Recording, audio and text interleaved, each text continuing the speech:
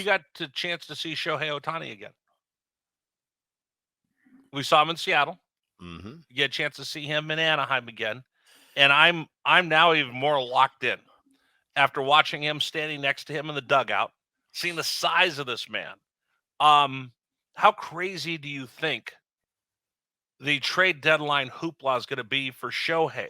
I think there's going to be a lot made of it, but I don't think anything's going to come of it. Really? Yeah, I don't think Artie Moreno's in a position where he's even interested in trading his star away as a rental player for 2 months and then getting back into the into the crux of it and the negotiations of it. I think it's too complex of a trading deadline the word I'm Acquisition? looking. Yeah, I think it's too complex. I think it's so big that we've never seen it before. What is fair market value for that? What is fair market value for Jason DeGrom and Mike Trout? Well, that's what you're getting with Shohei Ohtani. You're getting two players. Can I ever get market value for him? What is the going rate? And if I were to make that trade, how big of a promise do I have that you're going to give us a real fair shot at signing you long term? So I don't even think it's going to come to that. I think it's going to be the price is going to be so big that if the team that we're acquiring Shohei knew, okay, and with that comes the promise that he's going to sign for 10 years. Well, maybe, but he's not going to give that promise to anybody. So Why I would think he? I think the complexity and the negotiations and the nuances are like none other we've ever seen. I don't think there's anything clear cut like for this player for 2 months. Yeah, this is a fair trade. I don't. I think the Angels would ask for the entire minor league system. And I think the other team would say, well, what assurances do I have if it doesn't work out here if I give away the farm? So I think there's going to be a lot of talk, a lot of excitement around it. Is Shohei going to go? Is he not? But in the end, I think he's going to be an angel no matter what. And that does, and I think that's just my opinion. Right. And that doesn't matter what happens in the next 2 weeks, whether the Angels play great and get back into this wild card hunt or they don't play great. I think Shohei's there for the rest of the season, no matter what. I could be wrong. Check Okay, it. so 2 weeks, we'll see. so how hard would it be to tell Shohei, I'd love for you to stay with us. I'd love to give you that $600 million and stay an Angel. But then I I think deal I him. think he's going to go out there. Right, exactly. You're Can you talking re-sign him about. after you deal him? I think it's in today's day and age, with the business proponent out there. I think Shohei and his people are very aware, and I think he could put his emotions on the side for that. I really Right. do. I don't think he's going to be. He's got great representation. I don't think he's going to be disgruntled. He's going to know that business is business. I don't think it's going to change his mind one way or the other about how he feels about the LA Angels or living in the Southern California area. That being said, I don't think they're going to mess with it anyway. Like there's too many moving parts. There's too many unknown. There's no precedent in this particular case. So I just think instead of getting into it, I think Artie Moreno is going to say, you know what? No matter what happens, Shohei's not for rent. We are not trading him, and I'm going to roll the dice, and hopefully I can roll out that red carpet and get something done this offseason. All right, so let me put you in the general manager suite for just a minute. Okay. What would you demand for Shohei? I don't know. Like I said, there's no precedent. But no. Is it? I'm putting you on the spot.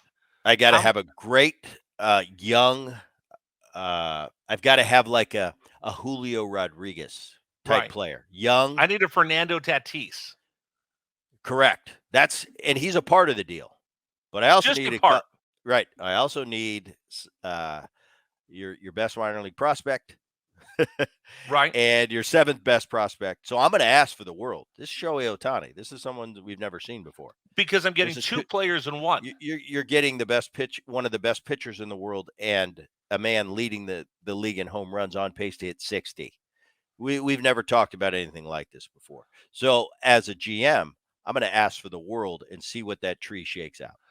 I had a caller the other day on CBS Sports Radio that threw out that he didn't like the fact that Shohei did both because he was afraid that if I have one guy that takes two roster spots, middle of the lineup slugger, frontline pitcher, if he gets hurt, now I'm down two players.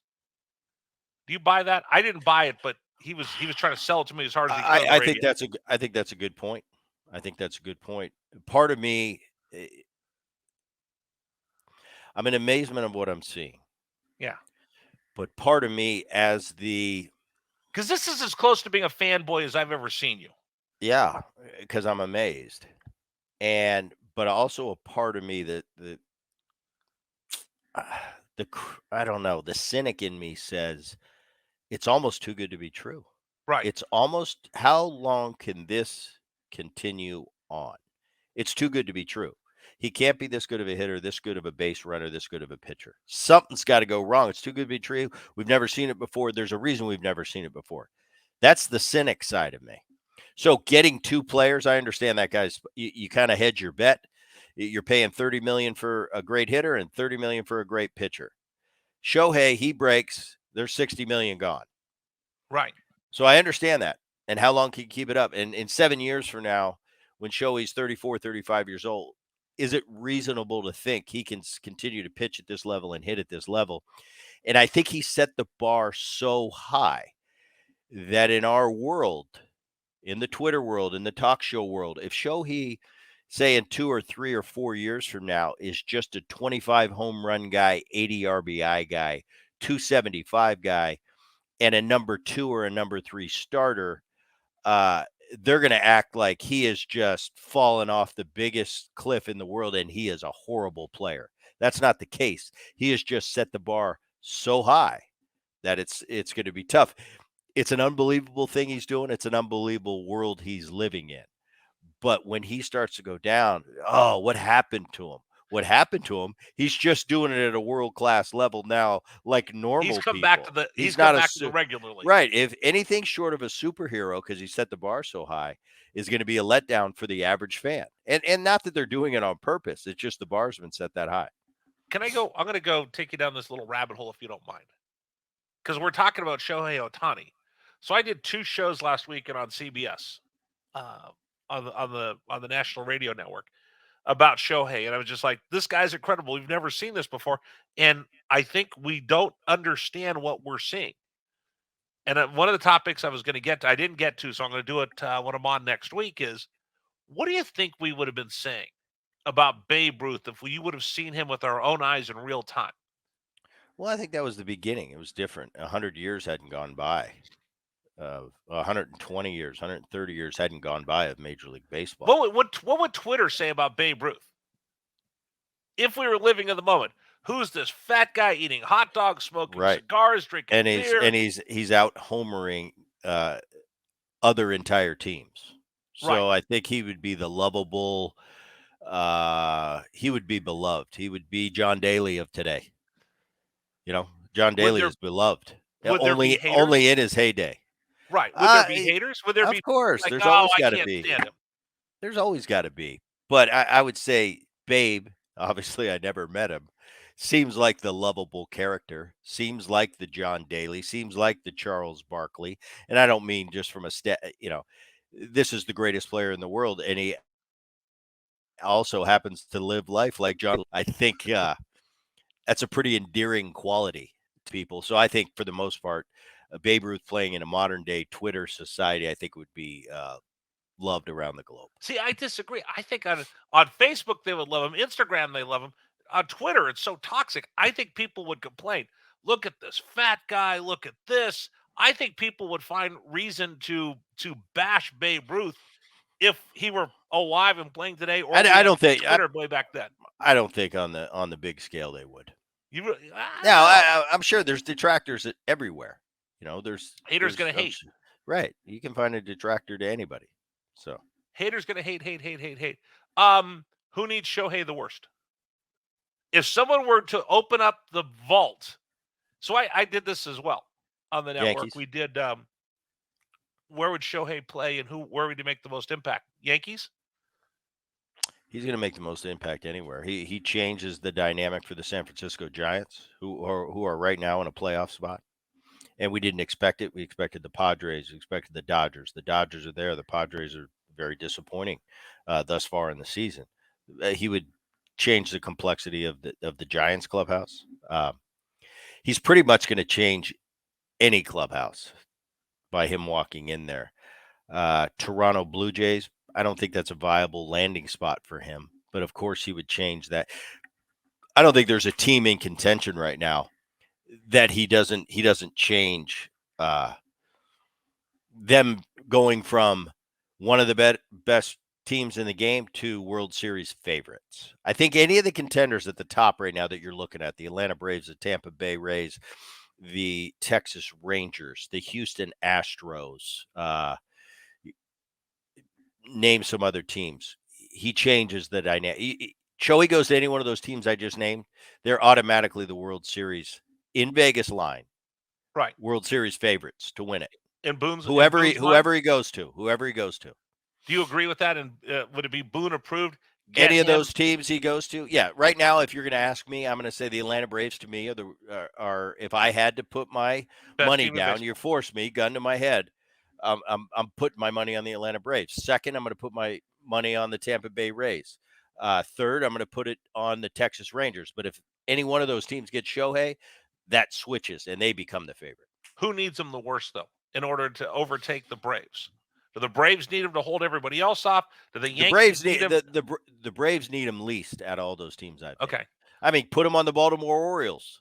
Oof. I might even put the Orioles as the World Series favorite if you could get Shohei Ohtani right now. The Yankees are going right now with Aaron Judge. Now this could all change. Aaron Judge could come back. Rodon could start throwing the ball well. Severino had a good outing his last time. The constant is Garrett Cole in that lineup. Herman's been on. He's been off. But you should throw Shohei into the mix. You get a healthy Aaron Judge back. LeMahieu has a good second half. Torres is kind of carrying the load right now. You put Shohei Ohtani in the middle of that rotation, and don't be surprised if the Yankees don't go on a run. So he's going to change the dynamic of any team he goes on. If he were to go to the Yankees, if he were to go to the Angels right now, that's the type of team, or maybe I don't automatically say, all right, now they're World Series favorites. But to any of the top teams right now as they sit, Baltimore Orioles, they become the favorite for me. Could you imagine the Yankee lineup of Judge, Stanton, and Shohei Ohtani? Well, Shohei has proven himself to be beyond a power hitter. I mean, he's Right. become a good hitter. He's hitting 300. That's what Judge did a year ago. It's over the top impressive that he hit 62 home runs or whatever he hit, 62, 63. He hit 300 doing it. That's a different level. When you hit 300 with the damage, Right. Shohei's doing that. He's hitting 300 with the damage. Stanton's having a tough year. He's been on and off the IL. He's been injured. Obviously, a capable player. Look at his career. At any time, Stanton can go on a 2-week run where he hits 10 homers. So, Yankees really desperately need that right now. I'm looking at two teams that would be interesting. The Houston Astros. You add him to that rotation. You add him to that lineup. So I just went and saw Dusty this week against the Rockies. You add him in there with Bregman and Altuve, that team just looks lethal. If I put him in that lineup, the other one I think is going to be interesting. The Padres are all in, and they've been so disappointed this season. I could see Peter Seidler and AJ Preller saying, "In for a penny, in for a pound. Go get me Shohei, because this is our best chance to win big with all we've invested." But you've already got four $200 million players in the lineup, and you're going to add a $600 million player. How much money do the Padres have? Apparently more. But if they did it, if you just rented him, does that jumpstart your team and give you a chance? Because all I got to get in the tournament. That's all I got to do is get in the tournament. Well, you got to, if the Padres were to be in this alternative universe, Bizarre world. which we think they're actually even consider trading Shohei. Some of those players are going to be gone. You might lose a Soto. You might lose Right. Tatis might be a part of a deal. So you're adding him. All these scenarios we're not taking any of their core players away. You're just adding Shohei. Now, if you're not taking any of the core players away from San Diego, without a doubt, they're already one of the top pitching teams in the league. Offensively, the most underperforming team maybe I've ever seen. I think they're 13th or 14th in the league offensively with that lineup. Shohei adds a different dynamic, takes the pressure off the big four, and now you got the big one coming into town. So I don't know. I don't think that's a realistic scenario that he would go to San Diego. But it's fun to sit here and throw out hypotheticals. Well, I mean, JP Morosi, John Paul Morosi is the one who reported it first. And I think just to put it in context, if you're Artie Moreno, you have to entertain offers. You can't just say we're not going to trade him because I don't think he's gonna. somebody's going to overpay. Right. I don't think he's gonna. I mean, you always listen. You Everybody's always got a listen, price, right? Everybody's got a price. right? Everybody. And if somebody's willing to overpay me, Right. then I'll No, listen. I think being a businessman, Artie, obviously, he's got some experience in the business world. Of He's course, he's pretty going to brilliant. listen. Of course, he's going to listen. But I think really in his heart of hearts, he's not even considering trading it. Unless something came to the table or like, what did you offer? That Bingo. type of thing. Anything beyond that. And I don't think anyone's going to do that. Just my feeling. I do think though, when we get to Nashville for the winter meetings, you're going to see that somebody's going to panic, and we're talking 600 million. I don't think that's going to be enough. I think somebody's going to panic and overpay what everybody else. They're going to offer 25-50 million dollars more than everybody else. They're like, wow, that's the last person I thought was going to get Ohtani, and I think that's what my crystal ball. That's what my crystal ball says we're going to see. Could be. Boy, it's going to be fun.